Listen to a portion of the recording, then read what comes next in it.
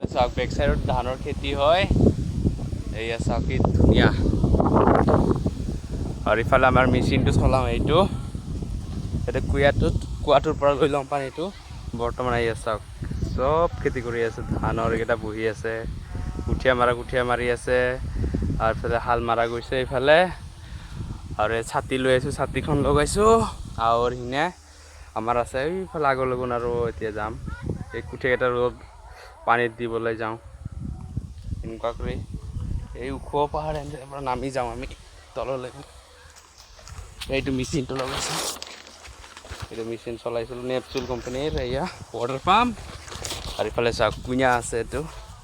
কুঁৱাৰ পৰা পানী উঠাওঁ এইফালে দি যাওঁ পাথাৰত